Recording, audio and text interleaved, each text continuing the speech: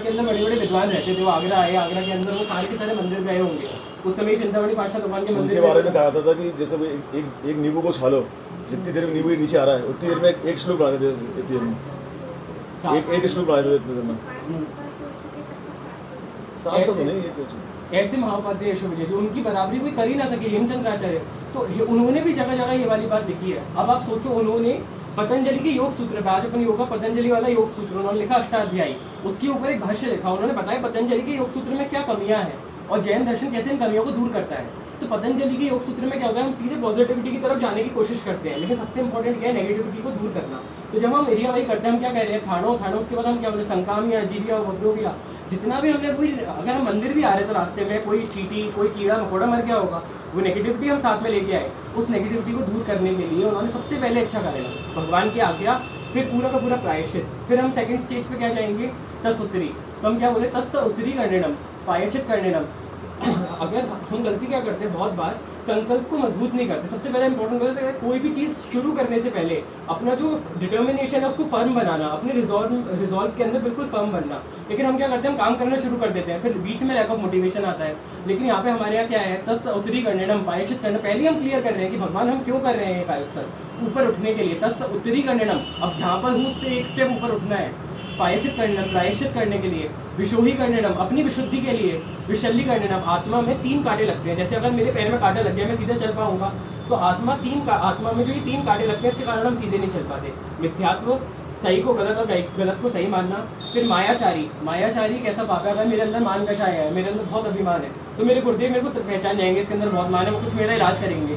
पर अगर मैं मायाचारी करता हूँ, सामने तो गुरुदेव को बहुत पैर दबा रहा हूँ, पीछे से उनके अगेंस्ट बोलता हूँ या उन्हीं के खिलाफ साजिश करता हूँ, तो वो पहचान ही नहीं पाएंगे, तो मेरा इलाज तो कभी हो नहीं पाएगा। तो सेकंड माया, और तीसरा न्याणा, कोई धर्म करना और धर्म का फल मांग लेना, जैसे भगवान महावीर ने मांगा।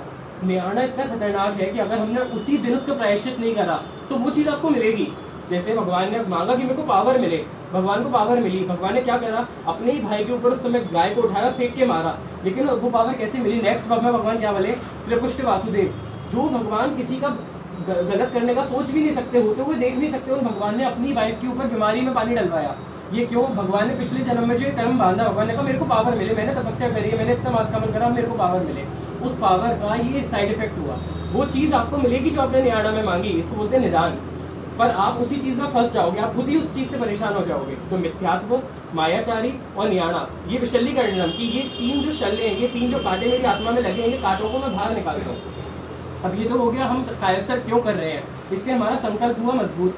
फिर कायोत्सर्ग कैसा है, उसके अंदर हम क्या बोलेंगे, सुमेलिंग अंग संचालन, कि मेरा अगर छोटे छोटे हम आकार रखेंगे, अगर बाई चांस मेरा पित्त बढ़ गया तो क्या होगा, कुछ मेरे को गैस वगैरह की प्रॉब्लम हुई, कोई सांप आ गया तो क्या होगा, तो वो आकार रखते हुए फिर हम बोलेंगे सुमेंग अंग संचालन, सुमेंग घेल संचालन, सुमेंग गट्टी संचालन, कि दृष्टि जो थोड़ी बहुत इधर उधर होती है उतना चलता है, क्योंकि अभी मैं उस लेवल पे नहीं पहुंचा कि इसको कंट्रोल कर पाऊँ।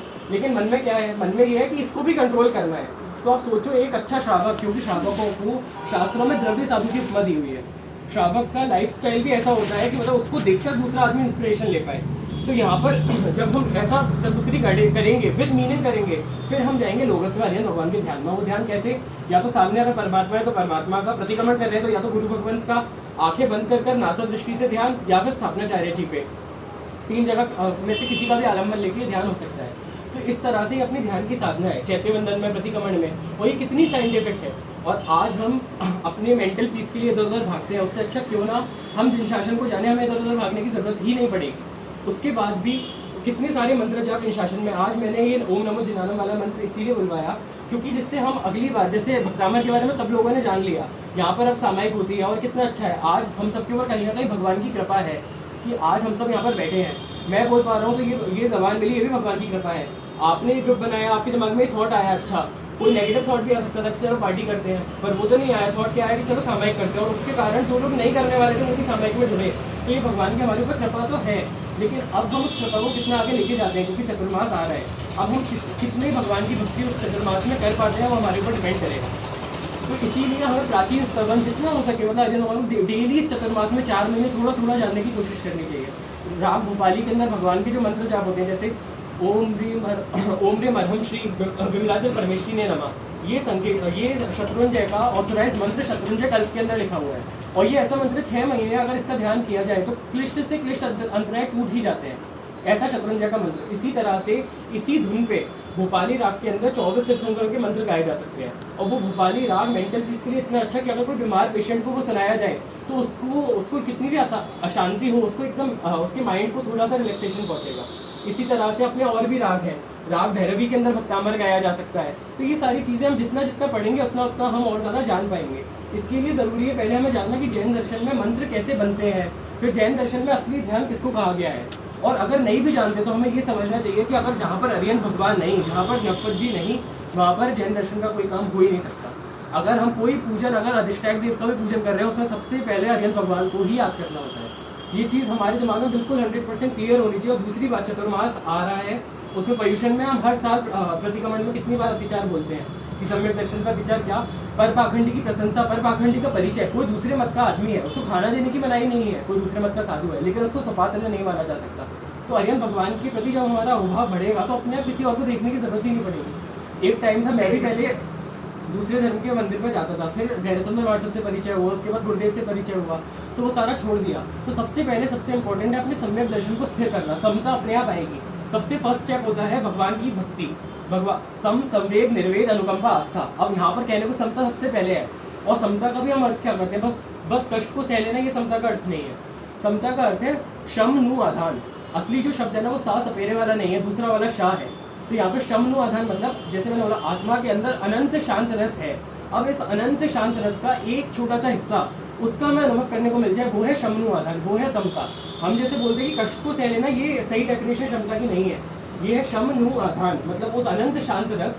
शम भगवान के लिए हम बोलते हैं प्रशम रस भरी, उपशमो रस भरी, सर्वजन शंकरी, मूर्ति जिन राजनी आज भेटी।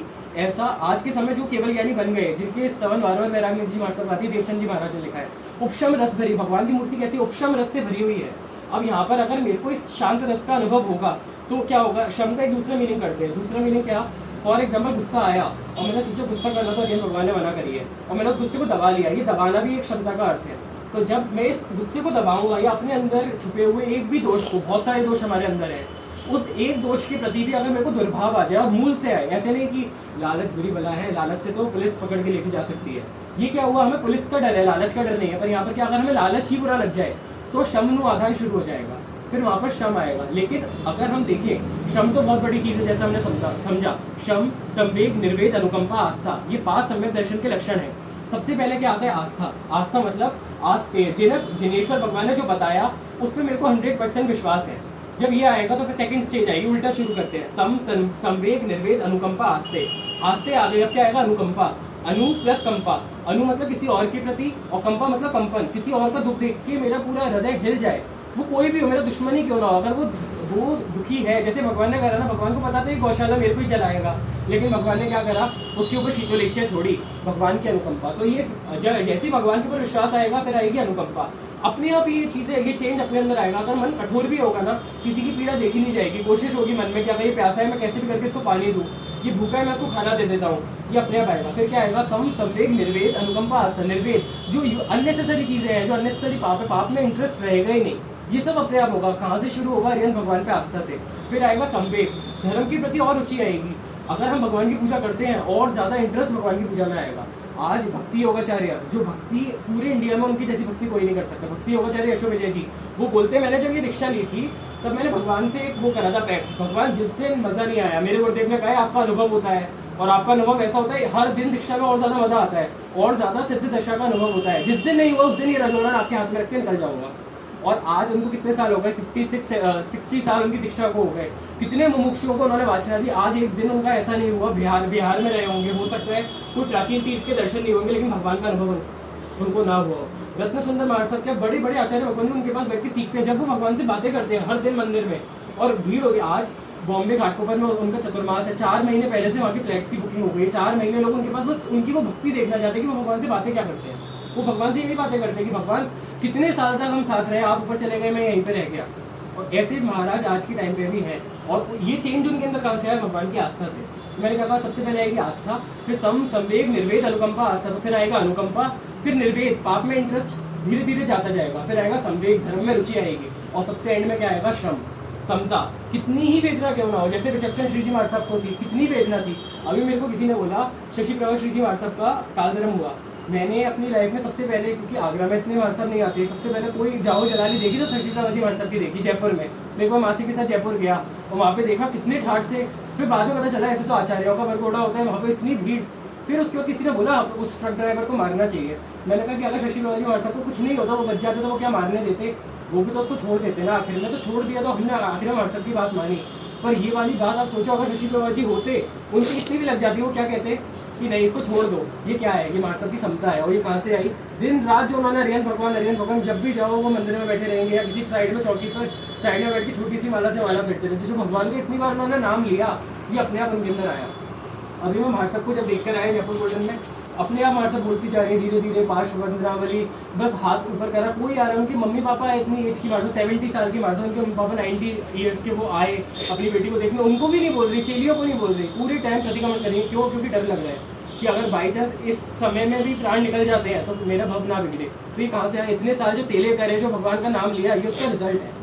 तो भगवान के नाम का ये रिजल्ट होगा। भगवान के ऊपर 100% श्रद्धा होनी चाहिए। गुरुदेव तो हमेशा मुझसे कहते हैं जहाँ तुम्हारा लॉजिक खत्म होगा, हमारा ब्रेन कितना सा, इतना सा, ये मेरा स्कल है, इसके अंदर भी कितना छोटा सा ब्रेन, उसमें भी लेफ्ट हैंड साइड वाला इंटेलिजेंस का काम करता है, उसका भी बहुत छोटा सा हिस्सा लॉजिक को देखता है। तो जहाँ हमारा लॉजिक खत्म होगा, वहाँ पातशाह भगवान का मैजिक शुरू होगा।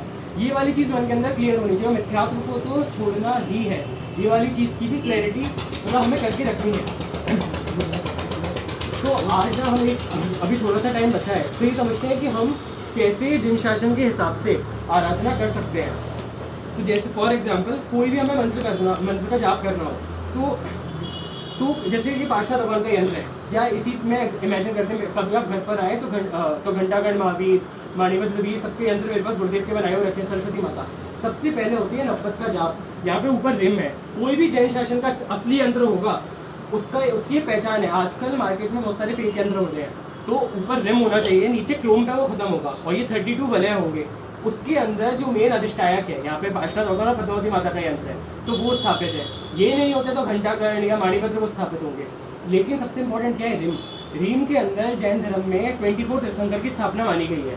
24 तीर्थंकर 5 कलरों के होते हैं, 16 तीर्थंकर गोल्डन येलो के, 2 तीर्थंकर ग्रीन कलर के।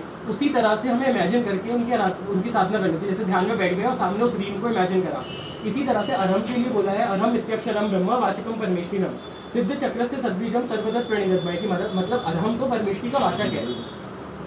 जैसा कि आप सोचो कि अगर पेड़ को उगाना हो तो क्या डालना पड़ता है, बीज। अगर हमें अपने अंदर परमेष्टि को लेके आना है, अपने अंदर वो पूरे के पूरे 5 परमेष्टि को लाना है, तो अरहम का जाप करना पड़ेगा डेली। अरहम का शांति सूरी जी क्या करते थे, ओम अरहम नमा, ओम अरहम नमा। उनकी चिता को आग लगाई, वहाँ पे भी अरहम के जाप निकले। अरहम का पूरा नाम उनके पूरे शरीर में रोम रोम में अरहम बस गया था। ऐसे ही हेमचंद्र आचार्य क्या करते थे, पूरे दिन अरहम बीजाक्षर के, रिंग बीजाक्षर के जाप। दादा गुरुदेव जिंदत सूरी जी के बारे में पढ़ा, ओमकार के जाप। ओम के अंदर भी पंच परमेष्टि का पूरा वो वास है, तो वो पूरे दिन ये जाप करते थे। जब उनके पूरे रोम में वो अरहम ओम ये सब बस गए थे। और इसके थ्रू सबसे पहले अरहम का जाप करने के बाद फिर गुरु पादुका की स्थापना होती है। जैसे घंटागण का अगर यंत्र है तो वहाँ पर बुद्धि सागर सूरी जी महाराज साहब की और रवि सागर जी की, जिन्होंने घंटागण का मंत्र दिया, इस रूप में उनको लाया, उनकी स्थापना होगी। अब ये पार्श्वनाथ भगवान का यंत्र है, तो गुरुदेव ने क्या करा है, क्योंकि पार्श्वनाथ भगवान तो ऐसे हैं, एक समय में 84 गज थे। आज मान लो जितनी पूरे इंडिया में जैनों की संख्या है, दिगंबर सितंबर, उतने अकेले तपागछ में लोग रहे होंगे, उतने खट्टर गज में, उतने 84 गज के लोग, कितनी अपनी पॉपुलेशन रही होगी एक समय में। तो सबने ही पार्श्वनाथ भगवान की साधना करी। कुशल सूरी जी ने पार्श्वनाथ भगवान की कितनी अच्छी साधना करी, कितने सारे उन्होंने स्तवन लिखे, पुराने श्लोक लिखे। तो जिसको जिस भी मार्सब के आधार पर पार्श्वनाथ भगवान की साधना करनी हो, उस गुरु पादुका में उनका ध्यान करना होगा। जैसे अपन जब भी भक्तामर पढ़ते तो क्या बोलते हैं, श्री मानकुंड सूरी प्रसादात एश योग फलतु। या जब हम भद्रबाहु स्वामी भगवान का पहले उपसर्गों का जाप करते हैं, भद्रबाहु स्वामी को याद करते हैं, तो पहले उनके लिए ग्रेटिट्यूड शो करना जरूरी है। इसीलिए सिद्ध चक्र वगैरह के जो विधान होते हैं उसके अंदर भी पहले 8 गुरु पादुकाओं का पूरी पूजा होती है। जब बैरागी जी महाराज ने यहाँ पे पूजाएं कराई थी गौतम स्वामी की, तो उसमें अनंत गुरु पादुका, ये सारी गुरु पादुकाओं के जाप होते थे। तो पहले उन गुरु पादुकाओं की पूजा करनी होती है, उसके बाद हम किसी भी अधिष्ठायक का आगे जाप में बढ़ सकते हैं। तो सबसे पहले अगर देवी देवताओं के जाप करने तो अरहम की माला, फिर जिस भी गुरु भगवंत ने उसकी साधना करी वो माला, फिर देवी देवताओं के जाप। और ये जाप भी किसी अच्छे गुरु भगवंत जिन्होंने साधना 1.25 लाख ऐसे जाप करे हुए हों, साधना करी हुई हो, उनसे लेने होते हैं। इसी तरह से किसी भगवान के जाप कर रहे हो तो उसमें भी अगर फॉर एग्जाम्पल नमियों का जाप करना है, तो नमियों में मानकुंड सूरी जी महाराज साहब ने भक्तामर के अलावा एक भक्तिवर स्तोत्र लिखा, नमियों स्तोत्र लिखा। तो उनके नाम पहले उनको याद करा जाएगा, उनको ग्रेटिट्यूड शो करना पड़ेगा, फिर आगे जाकर हम मंदिर की जाप करेंगे। तो इसीलिए इस चतुर्मास में हम जितना हो सके उससे ज़्यादा स्वाध्याय करें। आज तो ऑनलाइन कितने सारे प्रवचन अवेलेबल हैं, गुरुदेव के प्रवचन आते, जैन इतिहास को जानें। आगरा के अंदर तो इतना अच्छा इतिहास है, हम धीरे धीरे करके मतलब डेली नहीं जा सकते तो हफ्ते में 2 दिन 3 दिन करके शुरू करें और दूसरे लोगों को करें, और ज़्यादा से ज़्यादा मतलब हम धर्म के अंदर जुड़ें, तभी जाकर हमारी जो संघ की जावचलानी है वो आगे बढ़ेगी।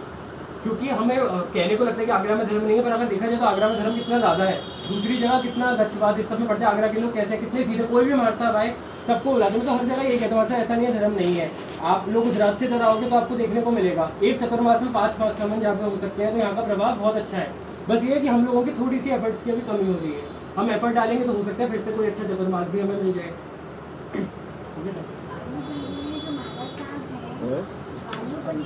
हाँ हाँ